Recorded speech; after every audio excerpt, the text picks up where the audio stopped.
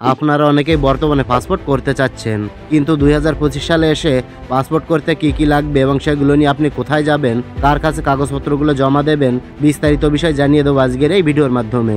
তাই আজকের এই গুরুত্বপূর্ণ ভিডিওটি না টেনে প্রথম থেকে শেষ পর্যন্ত সাথেই থাকবেন। আর আপনি যদি এই চ্যানেলটি এখনো সাবস্ক্রাইব না করে থাকেন, তাহলে এখনই সাবস্ক্রাইব করে চ্যানেলের সাথেই থাকবেন। ওকে, তো পাসপোর্ট করতে হলে আপনার প্রথমত যেটা প্রয়োজন হবে সেটা হচ্ছে আপনার এনআইডি কার্ডের ফটোকপি। তবে আপনার যদি এনআইডি কার্ড না থাকে, তাহলে আপনি আপনার জন্ম নিবন্ধন দিয়ে পাসপোর্ট করতে পারবেন এবং জন্ম নিবন্ধনের সাথে আপনার বাবা মায়ের এনআইডি কার্ডের ফটোকপি লাগবে। তারপর 2 নম্বরে লাগবে আপনার নাগরিক সনদপত্র। এটা আপনি আপনার নিজস্ব ইউনিয়ন পরিষদ থেকে পেয়ে যাবেন। আর আপনি যদি শহরে বসবাস করেন, তাহলে কাউন্সিলরের অফিস থেকে পেয়ে যাবেন। এরপর আপনার লাগবে ঠিকানার প্রমাণপত্র। এর জন্য আপনার ইউটিলিটি বিলের কপি দরকার হবে। এটা আপনার বিদ্যুৎ বিল, গ্যাস বিল অথবা পানি বিল হলেই হবে। এই তিনটার যে কোনো একটা দিলেই হবে। তারপর লাগবে আপনার পেশার প্রমাণপত্র।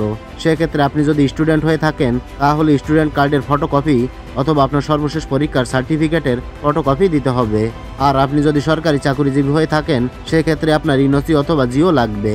এবং আপনি যদি বেসরকারি চাকরিজীবী হয়ে থাকেন, সেক্ষেত্রে সেই প্রতিষ্ঠানের প্রত্যয়নপত্র দিতে হবে। আর আপনি যদি ব্যবসায়ী হয়ে থাকেন, সেক্ষেত্রে আপনার ট্রেড লাইসেন্সের ফটোকপি দিতে হবে। এবং আপনি যদি বেকার হয়ে থাকেন, তাহলে বেকারত্ব সনদপত্র দিতে হবে। এটা আপনি আপনার ইউনিয়ন পরিষদ থেকে পেয়ে যাবেন। আর আপনি যদি শহরে বসবাস করে থাকেন, তাহলে কাউন্সিলরের অফিস থেকে পেয়ে যাবেন। এরপর সর্বশেষ হচ্ছে, আপনি যদি বিবাহিত হয়ে থাকেন, সেক্ষেত্রে আপনার কাবিননামা অথবা বিবাহ রেজিস্টারের ফটোকপি লাগবে। এইসব ডকুমেন্টগুলো নিয়ে আপনি অনলাইন করবেন যে কোনো কম্পিউটার থেকে। তাহলে আপনি একটা আবেদন ফর্ম পাবেন এবং সাথে একটা পে সামারি পাবেন। তারপর আপনার পাসপোর্ট করতে যে পরিমাণে টাকা লাগবে, সেই টাকাটা আপনি ব্যাংকে জমা দেবেন। তাহলে ব্যাংক থেকে আপনাকে একটা জমাদান রসিদ দেওয়া হবে। এই সব কাগজপত্রগুলো একসাথে করে আপনি নির্দিষ্ট দিনে চলে যাবেন সরাসরি পাসপোর্ট অফিসে। সেখানে আপনার কাগজপত্রগুলো দেখার পর আপনার ফিঙ্গারপ্রিন্ট এবং ছবি নেওয়া হবে। তারপর আপনাকে একটা ডেলিভারি স্লিপ দিয়ে বলবে আপনার ফোনে SMS গেলে আপনি এখানে এসে পাসপোর্টটি নিয়ে যাবেন।